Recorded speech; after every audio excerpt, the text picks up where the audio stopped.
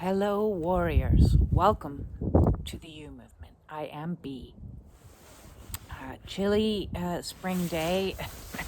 I'm out wrapped in winter gear and winter camping sleeping bag just so that I can get out and ground myself the best I can, even though I'm on padding because there's still frost on my yard.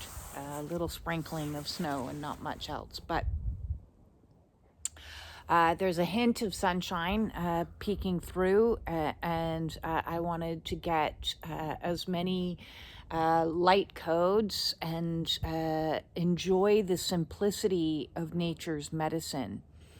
And, that being grounding, fresh air, sunshine, and water, keeping hydrated.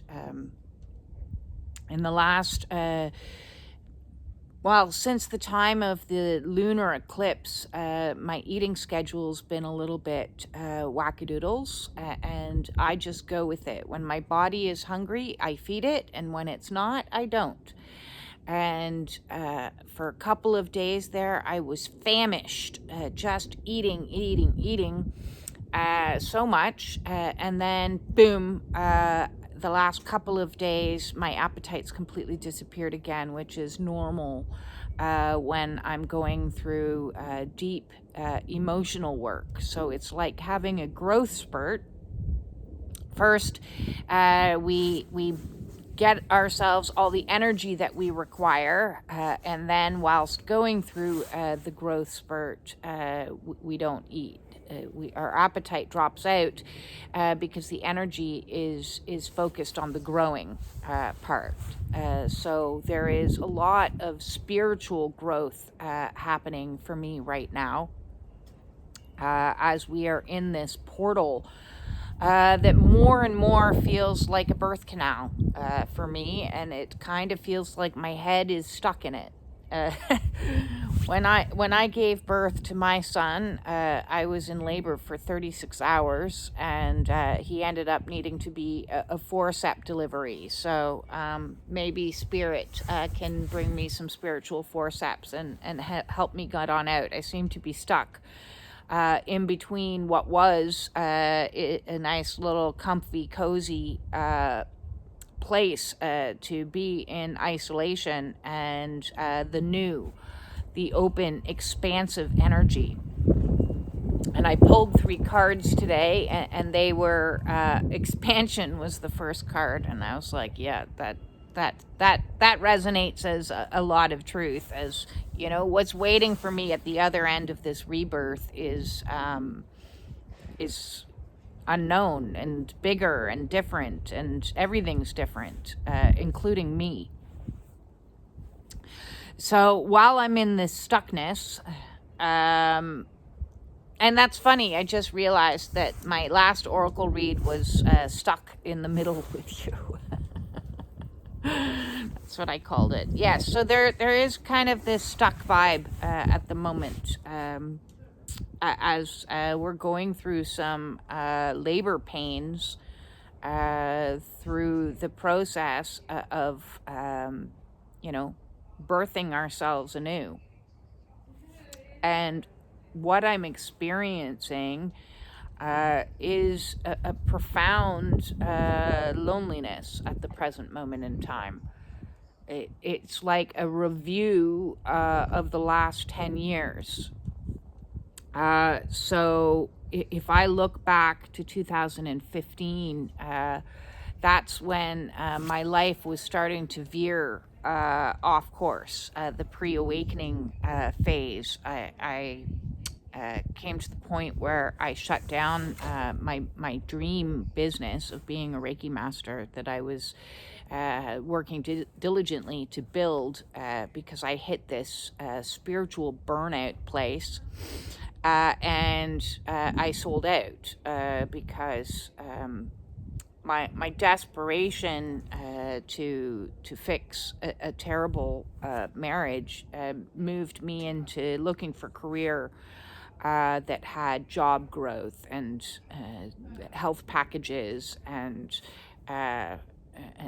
things like that, which Spirit was not happy with. So this attempt to veer off course and make decisions out of fear and out of ego meant that I kept hitting resistance, and I had a lot of problems. And it it was like bashing my head against a wall, kind of, because I didn't fit in a corporate structure, no matter how hard that I tried. And I was doing sales in a corporate industry, and it's not where I fit. It's never where I fit. But I was determined to take control of everything and micromanage the universe as best I could, and that only got me into a world of hurt. My life declined so rapidly, so quickly, into severe depression and isolation. I didn't have like a huge social network anymore. I had very few people that I had interaction with. And of those people that I have had interaction with, none of them are still in my life since this awakening process began. And in 2019 or 18 or 19, somewhere in and around there, they tried to diagnose me with agoraphobia because I had become such a shut-in. Of course, I didn't know I was having a pre-awakening. I do now know that stage, those years of depression, despondency, despair, isolation, and hermiting were all preparatory for a spiritual awakening that was coming down the pipeline. And in 2019, when I had my wake-up call and Spirit told me to save myself, I knew I had this new lease of life, this amazing burst of energy, this bliss phase that came through to like motivate me to get my health back on track in order to extricate myself from a narcissistic marriage. And in that phase, there was a phase, 2020, 2021-ish, where I was opening myself more and more to the possibility that I could actually have a life. Because my life had been so shut down. And it didn't last long, that bliss phase, that motivation phase, and then began the very steady decline into the darkest pits of hell, which is dark night of the soul. And in that, my world got even smaller and smaller and smaller, because the limited people that I was surrounded by were all very narcissistic in nature, and one after another, they all disappeared from my life. So I've been living in a hermit place for like, oh my God, years. And I know people, being well-meaning and everything, have said things like, well, you shouldn't live in total isolation. It's not good for your mental health, and you should get out. And while I would love to have followed that advice, whilst in a spiritual awakening or a Kundalini awakening, you're not really given much choice on how much time you get to spend with people. One, there aren't people. They're removed from your life. Two, you're going through so many physical aches and pains and problems that being around people would be just uncomfortable and not pleasant for them or for you. And you're not in control.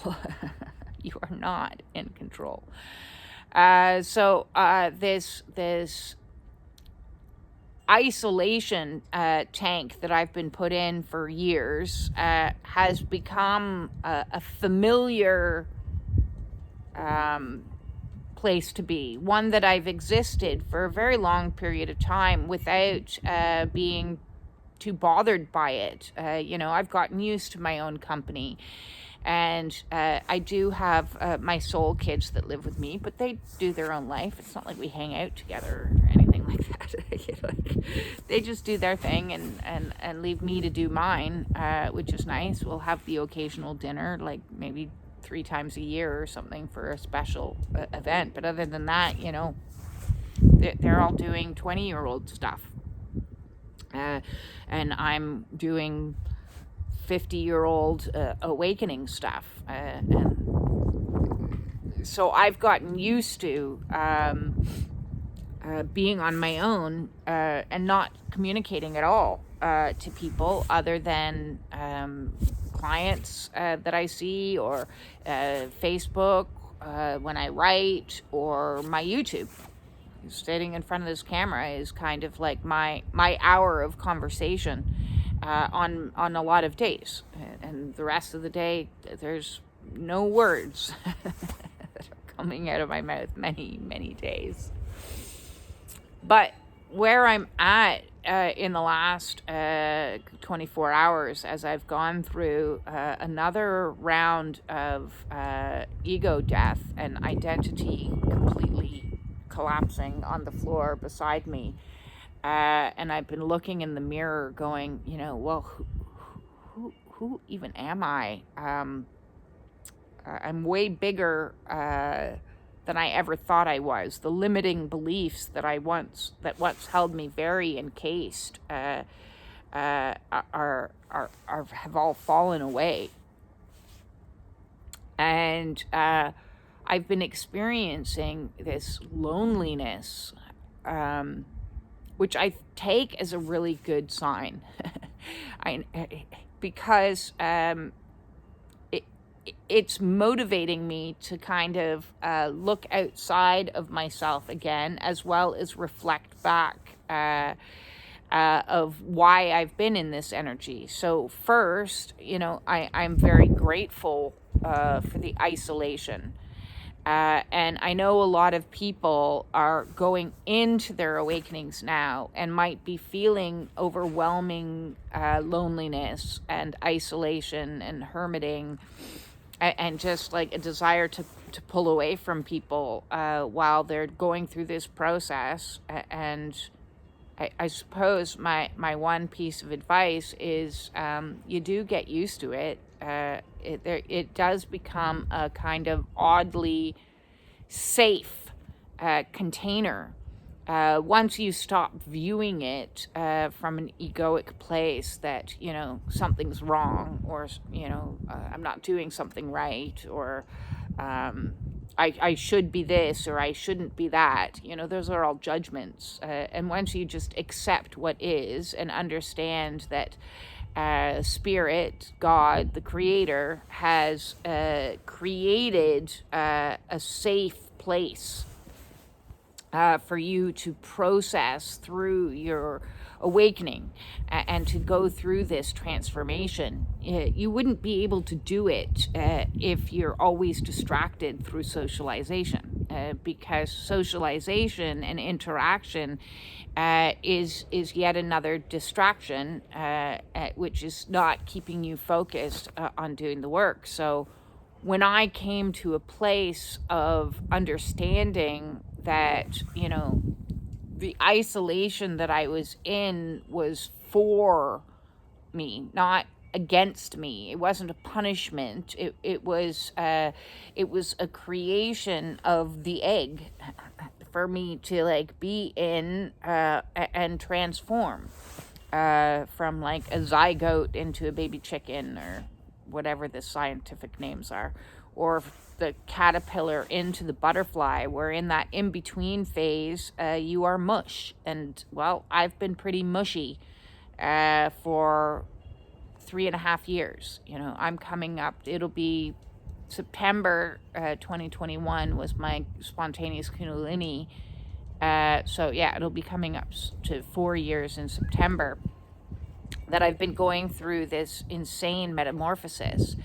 And it's very hard to transform while you are still connected to other people, because other people know you for who you are. So when you start to change and your identity, your old identity begins to collapse, your personality changes, and I mean dramatically. Nothing of me is the same as what it was. I don't dress the same. I don't look the same. I don't think the same. I don't act the same. I don't eat the same things. I don't drink the same things. I don't watch the same things on television. I don't even listen to the same music. I mean, like every single aspect of me has gone through dramatic shifts. And if I had been still connected to others through that process, there would have been a lot more resistance, not only from them, but also from me and from my ego, because our ego wants to fit in. Our ego wants to be liked. Our ego wants to be, part of a system. And that's why, for me, as neurodivergent, I've been masking my whole life. Well, having nobody around means you get to practice not wearing a mask. Ever, like I don't wake up and put makeup on my face. I stopped wearing makeup years ago because I just saw it as yet another mask. And I don't people please because there's no people to please. There's no one around. I don't chase after anyone because I've learned over this awakening process the pointlessness or the futility of that. So when people leave, you grieve their loss, and then you reparent yourself through the pain, and you get on with it, and you're like, you get to a much more peaceful place of, okay, you don't want to be in my life, that's okay, you do you, I'll do me, peace out. Maybe at some point in the future our paths will cross, maybe they won't. It's all good. It's all good because you've processed through all the pain. So this isolation tank has been such a blessing, even though it's been challenging. Most blessings have an element of challenge to them. But it gives you a secure and safe place to emote all of those emotions without fear of anyone judging you or ridiculing you or telling you to snap out of it or stop wallowing in it or positive vibes only. I had no commentary like that. And any commentary that did come in like that through social media quickly became a lesson in boundaries and saying, no, you're not for me. Thanks very much. I'm going to disconnect from that kind of energies because you don't understand what I'm going through right now. And that's at no fault to anybody else's that they don't understand what you're going through. They're not going through it. So how can they know? Only people that have gone through a spiritual awakening or a Kundalini awakening or a twin flame journey knows what any of those things mean. Anybody who's looking from the outside in is doing so through the lens of ego. And the lens of ego is exactly what we're collapsing. So it's not going to be congruent. It's going to be a complete non-resonance of energy from one person to the next. And so being in this safe place, it allows you, without any kind of influence from any outsiders, to go through your process, to go through the trauma releases and be ugly and scream into a pillow and rock yourself and, listen to your soft music on auto repeat over and over, or do your yoga, or eat or not eat. And nobody is there to tell you one way or another what you're doing is right or what you're doing is wrong. It becomes a journey of self-discovery because there's no one else around.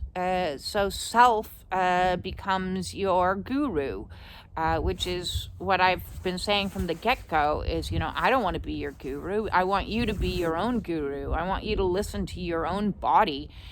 So I listen to my body and give my body what it wants, when it wants it, and don't give it things that it doesn't want, which only heightens your intuitive powers and your trust in your own intuition, and your trust in the subtlety that is your sensory system and all of your spiritual gifts, which is also good to be in a safe place to be able to practice those and wrap your head around those when those things are coming online, because it can be very overwhelming and scary process for a lot of people. So this awakening cocoon, isolation hermiting, has had so many positive uses for me. So it kind of came out of the blue last night. Spirit had me awake in the middle of the night, and because I do what I want when I want now, I was up dancing at 3 o'clock in the morning to one of my slower kind of melancholy playlists, just allowing free flow of energy to move. And I was sad, and I was like, why am I sad? And Spirit was like, I'm lonely. It's time to come out of your shell. And over again in the last 3 days, I keep getting this vision of this chicken breaking through the shell. It's persistent, and I can well imagine that it's such a confusing time for a chicken when first their safe place begins to crack and they're like, oh my God, I've made a mistake, I've done something wrong. And so that triggered me the other day, is thinking that I had made a mistake. I got myself into an emotional tizzy a little bit, thinking as more was purging, because triggering is an opportunity for healing. So I wasn't like having a total meltdown or anything, but I was like, oh, look at me. I'm observing the fact that I'm triggered right now because I think I've made a mistake. And it was a minor mistake, and maybe it wasn't even a mistake, is what I'm learning now, is because Spirit talks to you in funny ways. And so what happened, I'll give you the background of that story, is I was looking for an old copy of one of the videos that I did back in 2022. And apparently, because my brain's been mush as I've gone through this awakening process, as I repeat, a caterpillar turns to mush, goo, before it turns into a butterfly. And I guess in my mushy brain phase, which, I completely lost my ability to organize, which was a huge thing for my ego. My ego likes to be very organized. And likes to have things done perfectly and be in control. Those are all tools that my ego would have used. At some stage on my awakening, I deleted 2 years of videos. They're gone. Well, they're not totally gone because they're on YouTube. And my inner child was activated, which triggered this next round of ego death, because what was collapsing was my idea of control, my idea of making mistakes, and my idea of perfectionism. And as it played out, it became more and more clear that Spirit was trying to tell me it's time to let go of the past. That person that I was in 2022 isn't who I am anymore. I don't look the same. I don't talk the same. I'm not the same. So to try to use something from back then for now, it is outdated. It's ancient history. That person is gone. So that made me relax and calm a good bit to be like, yes, this mission has always been more and more about being in the present moment and being in the now. So I was like, oh, okay, I can let go. I can let go of who I was and what was, and I can focus on what is. And the is right now is I am safe. My shell is cracking. I am observing with one little eye out the crack that there's a big, expansive world out there. I'm feeling a lot nervous to have the rest of my shell completely crack and crumble, which is inevitable in these next 4 days, I imagine, because I really feel like this eclipse portal is the birthing portal, the rebirthing portal for me. So while I'm seeing that something new is coming, even though I don't know what that new is, there's just a feeling of it, an energy that is already like seeping through into my little egg in different ways. It's also inspiring in me a loneliness, which is, as I said, it's a good thing, because it's that loneliness is pulling me out more to be like, yeah, well, I want to see what's out there. I want to see who's out there. I want to see what might happen. So it's like pre-minor excitement. It's a motivator that's from behind, pushing a little bit more, because I'm comfortable with all of my emotions now, and I'm comfortable with loneliness, and I can honor the loneliness, and I can honor the amount of years I've been in loneliness, because I was lonely before I was on my own. It's very sad to be lonely in relationship. So I was very lonely in my relationships, exceptionally so. And then when the relationships all disintegrated, I was comfortable in my solitude, although there were huge phases where codependency was trying to like suck me back and pull me back into it, of that belief that we need people to survive. And that's not true. That isn't true.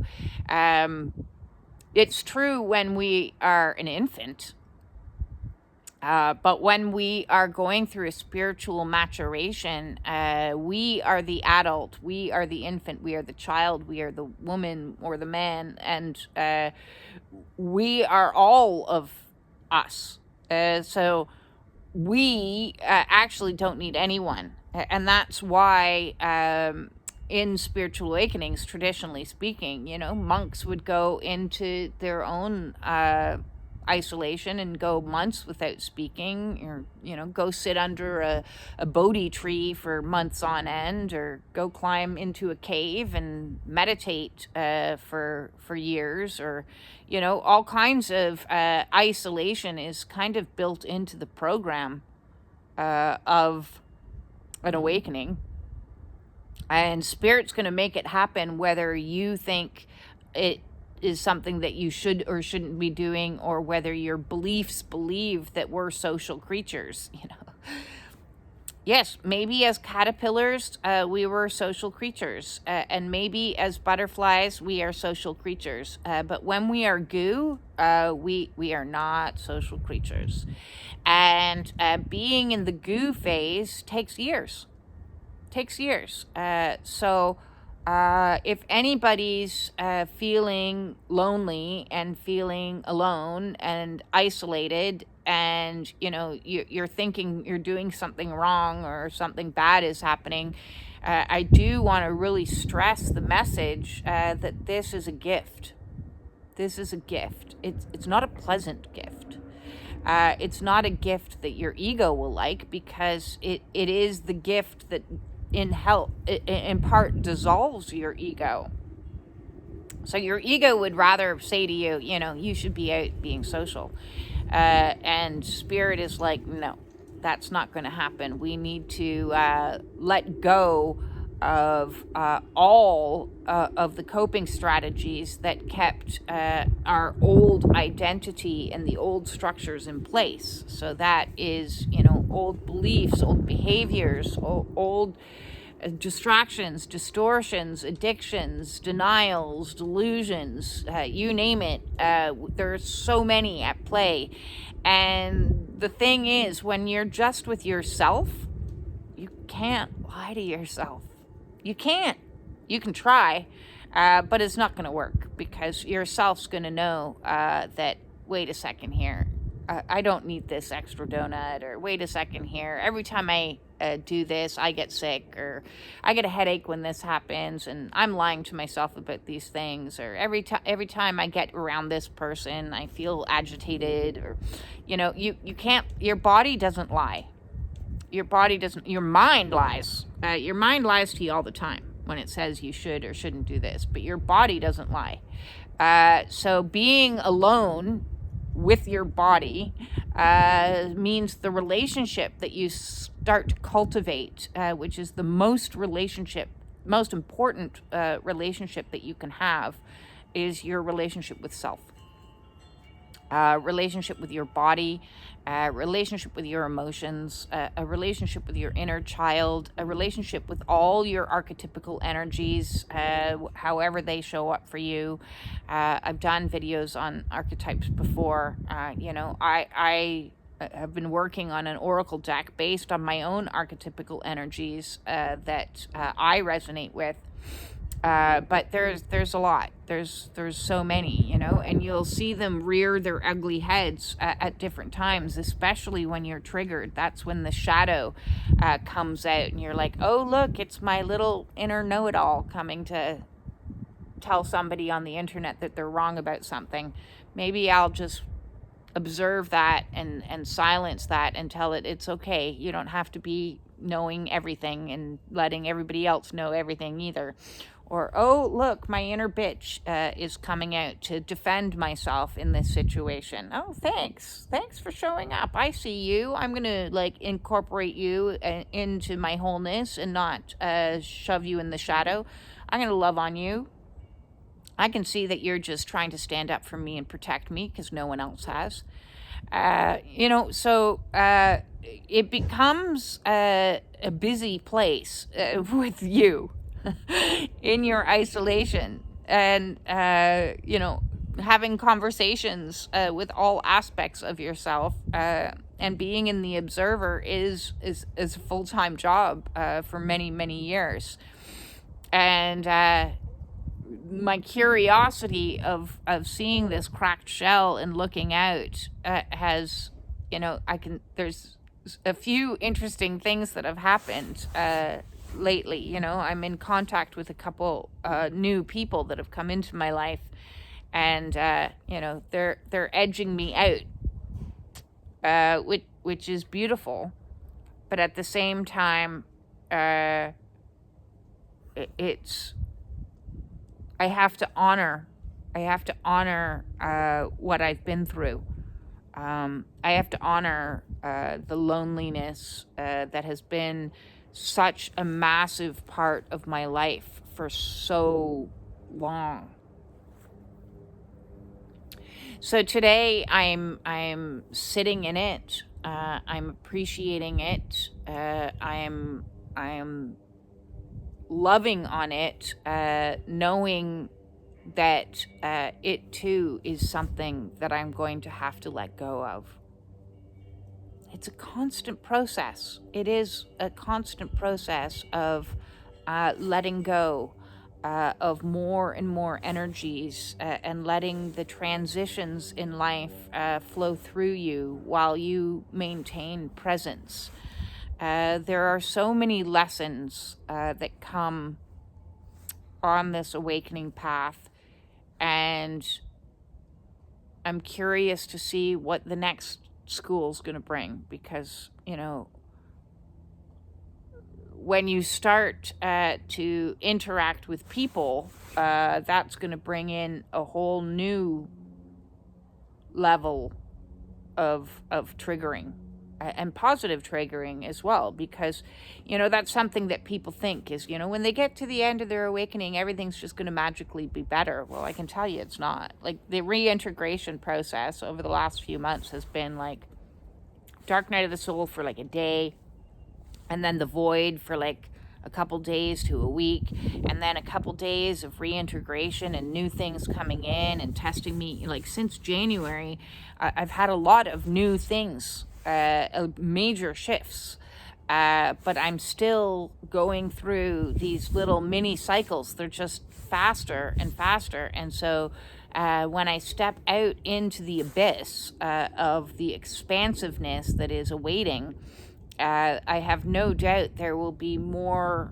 challenges along the way that is going to, you know, re-challenge me in my newness, because I've never been this person in social events, or I've never been this person in business meetings. I've never been this person in different environments. So I'll be showing up with a little trepidation, going, okay, this is new. You know, the person I was before in those types of environments was somebody that was highly masking. And now I'm just highly me. I'm still figuring out who that even is. So yes, that is my message for today. And to anybody that's struggling right now with the energies that we're currently in, it's intense. It is incredibly intense. I made a video the other day, an audio affirmations video, to help people who are going through some ego death and not feeling safe or secure, and because it can get very overwhelming. I hope you find that useful. I certainly did. It was one of the tools that I used for me. That's how it came to be. And I do have other affirmation programs through the Meditations with B playlist that you might find useful for reparenting your inner child or other things. And if you would like me to make a specific affirmations program, either for you personally, get in touch with me. That's something that I can do. And you know, by donation, I can make you a personalized affirmations program. Or if you're thinking one for the collective might be useful, throw down in the comments an idea, you know, like, I really want one that's focused on abundance, or I really want one that's focused on whatever. Let me know. I'm open. I'm open to ideas, suggestions. I'm open. I'm ready to receive whatever awaits, whatever's coming next, and whoever's coming next into my world. I'm ready to be open. With that all said, I'm sending you my absolute love, compassion, and understanding as you go through your own awakening and your own state of goo and in your own isolation. So just know that even though you may be on your own, you are not alone. You got me. And thank you, and thank you for all of the likes, the shares, the subscriptions, the comments, the supers, the donations. I really greatly appreciate all of that, all of the support that I've received through this insane journey of filming my entire awakening. Well, not my entire awakening. That would have had me started at, 10 years ago, but nobody would have watched that person. Nobody paid attention to that person at all. Least of all me. I didn't either. So, I put her into the shadow and said, shush, shush. But I listen to her now. I think she's got some pretty nifty things to say. So that all said, peace in.